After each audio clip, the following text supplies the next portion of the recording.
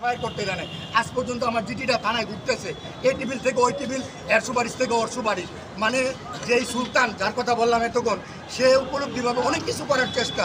তা আমার টাকা পয়সা নাই, আমার তেমন কিছু নাই, আমার একটাই, আমি জিয়ার সৈনিক, আমি বাংলাদেশ জাতীয়তাবাদী ছাত্রদল করি, এটি আমার সর্বোচ্চ গর্ব এবং কি আমার অহংকার। আমি এটা বলতে চাই যে আপনারা সকলে আমার এই বিষয়টা দেখবেন এবং কি দেশনায়ক তারেক রহমানের উদ্দেশ্যে আমি বলছি, জনাব তারেক রহমান স্যার, আপনার দৃষ্টি আকর্ষণ করে বলছে, যদি আমার এই সংবাদ আপনার কাছে যেয়ে থাকে বা আপনি পেয়ে থাকেন, অন্তত দৃষ্টি আকর্ষণ করে দেখবেন যে এই হানাদার বাহিনী, এই আওয়ামী লীগ দালালের সুলতানের এবং বিশিষ্ট মাদক পাচারকারী, এবং সে নিজে একজন ব্যবসায়ী যে নিজে অস্বীকার করে, এবং সে বিভিন্ন কিছুদিন যাবৎ সৌদি ছিলেন, সৌদি 200 লেবারের টাকা মেরে সে বর্তমানে বাংলাদেশে আসছে।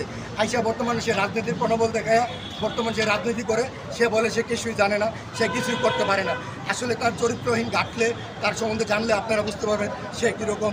এ বললে আমি আমার বক্তব্য শেষ করলাম। আসসালামু আলাইকুম।